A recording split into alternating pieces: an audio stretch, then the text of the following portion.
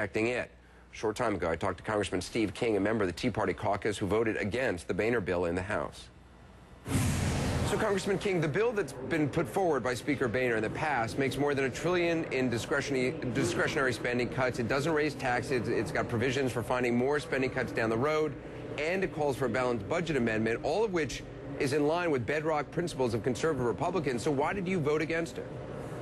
Well, the only thing we can really count on is what we can control in this next upcoming fiscal year of 2012.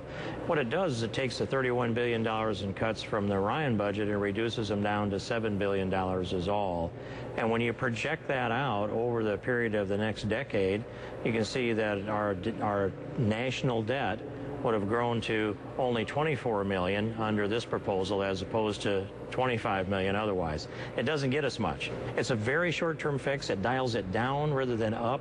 The Ryan budget isn't enough. It doesn't balance for 26 years. This is less. And what it does, it takes away some of the arguments of the Ryan budget. So we're worse off if we're worse off with how we project the cuts that we need to do to get this spending under control. So, and another 6 months goes by, and we've failed to address the problem adequately. So what happens now? I mean, is there anything that any bill that the Senate could come up with that you would, if it comes back to the House, that you would agree is an okay compromise? Well, I would just remind that this Boehner bill did pass, 218 to 210. So it isn't so much what I would agree to, but here's what I would like to see. I would like to see a balanced budget amendment go to the states. But that's not going to happen. I mean, it's not going to get out of Congress. Here's the argument of whatever I propose that's going to be logical and actually solve the problem. I'm going to hear just that rebuttal. I've heard it over and over again in these halls.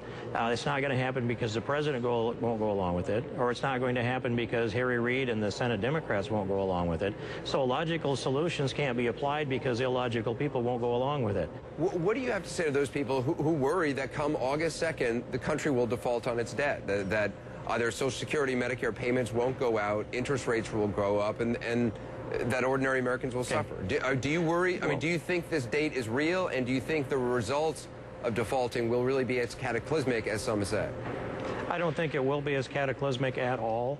I think that there's been a real effort, actually to some degree on both sides of the aisle, to take this subject matter of default, which, if I just define default, that would be in the very rare and extraordinary event that the United States would decide not to service its debt, not to take the first dime of each dollar coming in and apply it to service our debt. That's all it takes, $20 billion out of each $200 billion per month. If the United States decided not to do that, that'd be a willful act on the part of the president. It'd be malicious for him to do that. So we're not going to default on our debt. But if we get past August 2nd, then some very serious priority decisions have to be made.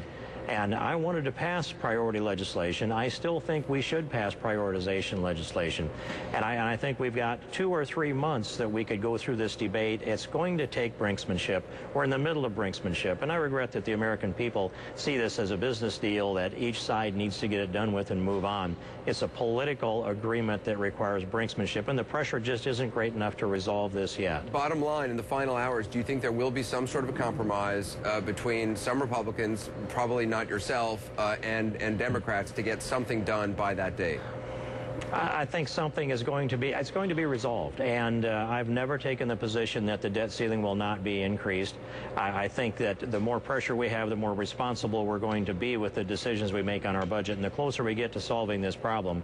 But I think something gets worked out, maybe not over this weekend. If we get past August 2nd and people understand that it's not a cataclysmic event, as you described it, then maybe we come saner heads apply, and maybe we can keep a balanced budget alive. I'd like to just challenge the president and the Democrats. Why are you opposed to a balanced budget?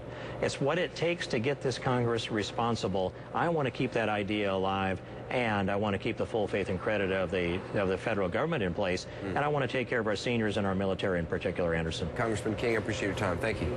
Thank you. We'll talk